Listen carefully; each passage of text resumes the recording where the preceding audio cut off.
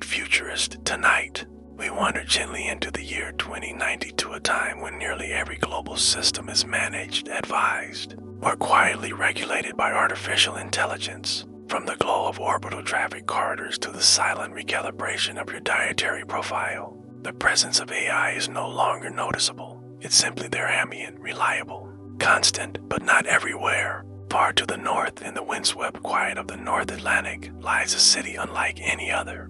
Reykjavik, Iceland, once a hub for geothermal innovation and quiet tourism, has become something else entirely. The last major city on Earth without AI integration, no predictive governance, no emotion-calibrated services, no neural assistance or dream analytics, just people, just decisions, just time. Not because they couldn't implement it, but because they chose not to. Tonight, we walk through that city where humans still drive buses, librarians still sort books by hand, and the glow from a bakery window still means someone is inside, not an automated oven. This is not a rejection of technology. It's something quieter, a kind of refusal, a decision to remember. We'll begin with a gentle morning, a day in the life of someone waking up where every action requires intent. Then, we'll explore the story of the civic council that made the decision to resist AI integration. Afterward, we'll peer into the subtle mysteries emerging around Reykjavik's resilience health patterns,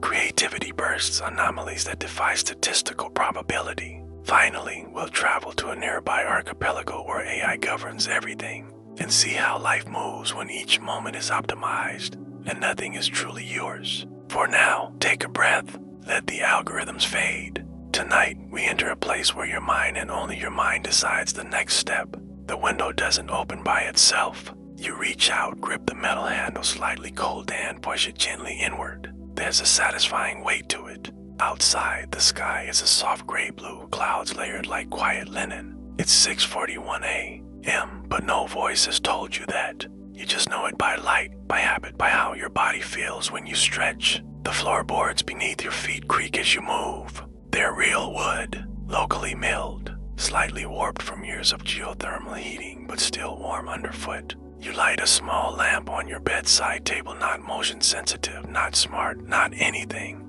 Just a lamp with a switch. The kettle hums on the stove top, not triggered by biometric sensors or preset preferences. You filled it last night. You turn the gas valve by hand and wait for the low whistle to rise. In the meantime, you grind beans in a small ceramic mill, turning it slowly, feeling the mild resistance in your wrist, the scent of earth and smoke as the grounds fall into the waiting vessel. The news, if you want it, is printed. The local courier delivers it around 5 a.m. quietly, always folded with care. The front page today shows a photo of school children planting birch saplings. Just beyond the city line, it's a simple project. No drone assistance, no growth algorithms. Just hands in soil. Their faces are pink from the cold, but smiling. The streets outside carry the sound of rubber. Tires on wet stone. A woman pedals past your window, her bike fitted with a wool basket. You pass her later, walking toward the bakers, exchanging nods. Here, people still make eye contact. There's no ambient display of your sentiment index or recent productivity score. Just the weather on your face, the weight of a coat, and the memory of someone's name. The bakery is small, the loaves are warm. You pay with physical currency, a habit, not a necessity. You chat briefly with the baker, who mentions that the rye is extra dense today, a new mix he tried. No AI tested it, no optimization trial, just instinct and maybe a little pride. There are no street-level screens, no glowing paths that light up as you move, just sidewalks uneven, puddled, charmingly flawed. You make your way to your studio where the lock turns with a key. The space is yours. There's a radio on the shelf. It plays music someone selected somewhere, likely yesterday. There's no algorithm pushing you to like it, but you do. You begin your day. There are no nudges, no alerts, no guiding hand smoothing your morning into a frictionless flow. Everything takes just a little more effort, and that, you realize, is exactly the point. The absence isn't harsh, it's quiet, intentional. Every step you take is yours, every choice. Unpredicted, every delay, unoptimized, every moment yours to lose, to waste, to cherish later. You'll walk to a town hall meeting not summoned by a digital pulse, but remembered from a flyer. There, decisions about the city are made aloud, with breath, with pauses, with contradiction. People listen. Sometimes they change their minds. This is Reykjavik, the last city without AI. Not frozen in the past, but choosing it different now. To understand how Reykjavik became the last city without AI, we must go back quietly. Without rush to the late 2050s, the rest of the world was accelerating. Cities glowed with predictive displays. Elections were algorithmically simulated before they were ever held. People's moods were managed by ambient scent shifts, their relationships softened by empathy plugins. It was, as they called it then, the great glider time when systems no longer asked, but anticipated, and Reykjavik watched. The city had always been small, and perhaps that helped. It moved slowly. It had weather that interrupted things, fierce winds, sudden snow, volcanoes beneath the surface. That reminded everyone the Earth does not optimize. There was no single vote, no dramatic standoff. What happened instead was something more human. A series of civic decisions, each one modest on its own, to not automate library sorting, to retain paper ballots, to preserve driver certification, to keep at least one grocery store cash-based, to keep public transportation human-operated, not because machines couldn't, but because the city believed someone should. Behind much of this movement was a woman named Lára Kristjánsdóttir, a city planner, soft-spoken, mid-40s at the time. She didn't oppose AI, she had trained in it, but she noticed something in her. Early years working with public systems, efficiency, she said once, is addictive. Not because it saves time, but because it lets us skip the small decisions that remind us we're alive. Lara's influence wasn't charismatic, it was procedural. She simply kept bringing up the same question at every infrastructure meeting. Do we want to remember how to do this ourselves? Some of her colleagues laughed, some called her quaint, but others, especially in Reykjavik's education and arts communities, felt a quiet resonance. The idea wasn't to ban AI. That would be reactionary. Instead, they framed the absence as a practice, a kind of civic mindfulness. Instead of accelerating toward artificial augmentation, the city began investing in human labor. They created job-sharing initiatives so work could be done slowly by hand with less burnout. They funded poetry projects and apprenticeship-based training in fields most cities had abandoned: typesetting, cartography, architectural sketching, and by the early 2080s, Reykjavik was the only major city that hadn't handed over its municipal systems to predictive governance. That decision came with costs, real ones, budget strain, whether predictions missed the mark. Tourism declined as some visitors preferred the streamlined experiences of AI-curated travel elsewhere. But something else began to emerge, something subtle. Reykjavik became known not globally, but quietly as a place where people still made decisions out loud, where a child could ask a librarian where the myths were and be guided by memory, not metadata, where neighbors helped each other fix things because no automated service had preemptively done it for them. By 2092, that choice, the refusal to delegate the subtle art of living, had become Reykjavik's identity. It wasn't anti-technology, it was pro-human rhythm. Lára passed away in 2087. She left behind a note scrawled on real paper: let the world speed, but let at least one place remember how stillness feels. Reykjavik took that seriously. But something unexpected has happened. Despite its manual processes, despite its lack of optimization, people of Reykjavik are aging better, sleeping deeper, and solving creative problems faster than their fully optimized counterparts elsewhere. Something is happening here, something that shouldn't be. And now, quietly, even the AI-curated world has started to ask, what is Reykjavik doing that we've forgotten how to see?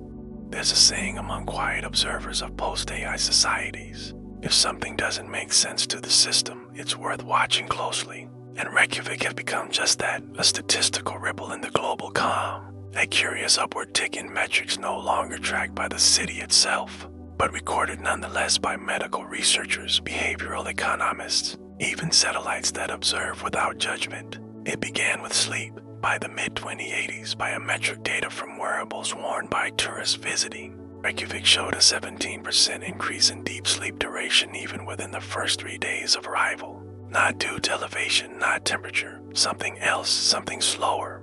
Cognitive longevity followed. Local elderly residents, many of whom still handwrite grocery lists, memorize street names, and read printed novels, began showing delayed onset of neurodegenerative conditions compared to their AI-integrated counterparts. The global median age for early-stage cognitive decline is 78. In Reykjavik, 84. Even more subtle creative divergence. Visitors who stayed for extended periods, artists, students, architects reported unexpected bursts of originality and problem-solving. Sketchbooks filled with unlikely juxtapositions, composers abandoning standard harmonic structures in favor of what one called rhythmic wandering. In contrast, creative AI tools have begun producing increasingly homogeneous outputs globally, tuned for virality, efficiency, and emotional safety. But here in Reykjavik, ideas seemed messier, more human, and strangely, more alive. A global consortium of behavioral systems analysts began.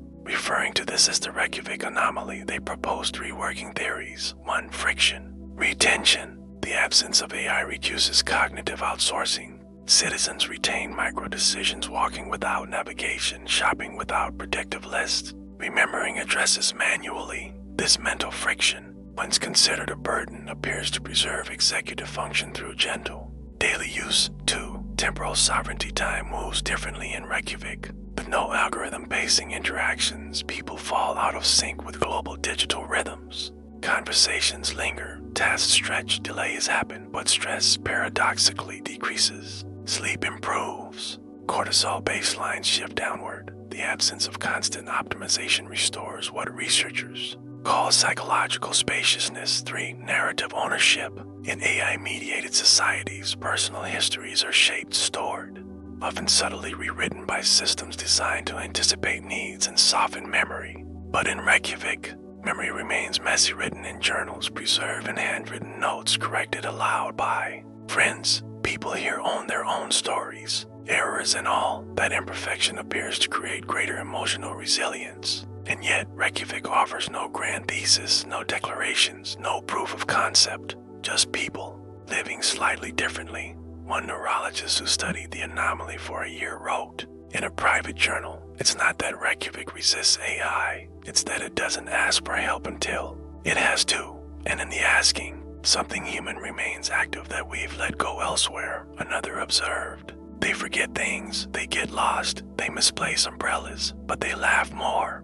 Their laughter has gaps, and for some reason that's what I remember from the outside. Reykjavik can look inefficient. Inside, it feels oddly restful. But how different is it really? To understand, we must go to a place that made the opposite choice, a floating archipelago just for hours by Magrail, where not a single human decision is made unassisted. Let's go there now." From Reykjavik, the journey to Skelra takes less than 4 hours by Magrail, one of the few departures the Icelandic government permits from their non-AI stance. The Magrail is quiet, its windows tinted with adaptive smart glass, gently filtering out emotional overstimulation. You sit in silence, but not alone. The system monitors your pulse, adjusts your seat temperature, slows your breathing subtly with invisible cues in light and vibration. When you arrive, the difference is immediate. Skelra is an engineered archipelago constructed across the North Atlantic shelf between 2075 and 2085. It was designed from the seafloor upward as a living system, a proof of concept for total algorithm. In governance, every aspect of life here is coordinated, adjusted, and predicted by the vast AI infrastructure known simply as Aurelies. The city feels soft, pillowy. Even sound is absorbed. Corners are rounded. Weather is regulated. If rain comes, it is gentle and brief, pre-cleared by emotional climatology. Every surface responds to touch. Every decision is pre-processed. Here, life flows without tension. Residents rarely lift a finger unless it's to override a personal preference. You wake in a pod that has already sensed your most probable dream state. Aurelies, informed by neural microsignals, adjusted the scent of your pillow mid-cycle to stabilize your REM wave. You are well rested. You did not choose the duration. Breakfast arrives not as a surprise, but as a confirmation.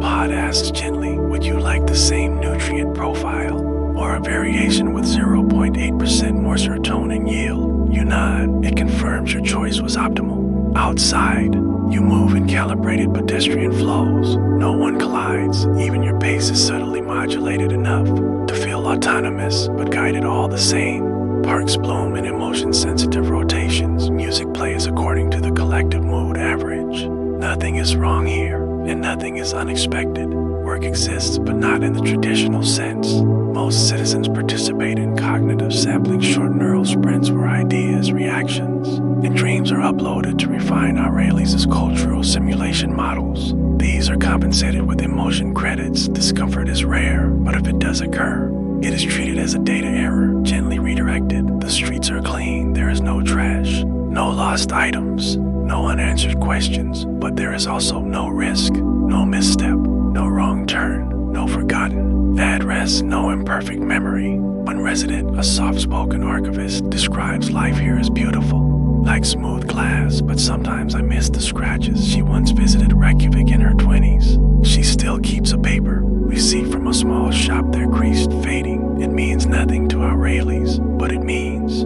something to her. Children on Skelra are raised through personalized learning streams. They never experience boredom. Every lesson is delivered at peak attention optimization. But some researchers now wonder, without boredom, without pause, without the slow ache of not knowing, can imagination truly form? You walk by a library, no shelves, just air walls and light. You say a phrase aloud, something imperfect. Rayleigh's pulls 10 recommended passages from literature that match your emotional pattern. They're well written, clean, beautiful, but predictable. You miss Reykjavik's creaky floorboards later as you prepare to return. Our Rayleigh's offers a parting gift, a short emotional capsule tailored to your recorded reactions. It says in a voice that matches your soothing preference, you were safe here. You were seen. Please return when you are ready to feel no weight. You board the mag rail back to Iceland, and for the first time in days, you are not told what to feel. You exhale, unscripted, and somewhere inside that breath, you remember how silence can belong to you, not be engineered around you. As the mag rail glides silently back toward the shores of Iceland, something lingers, not in your pocket, not on a screen, but somewhere quieter.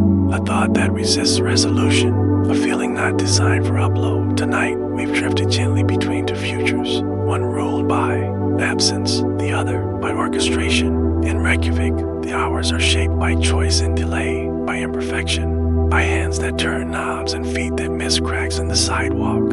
In Skelra, there are no cracks, no delays, but also no pauses wide enough for wonder to wander in. Reykjavik reminds us intent takes time. Skelra whispers you need never feel lost again. But what do we lose when we're never lost? Back in the snowy streets of Reykjavik, a child laughs too loudly.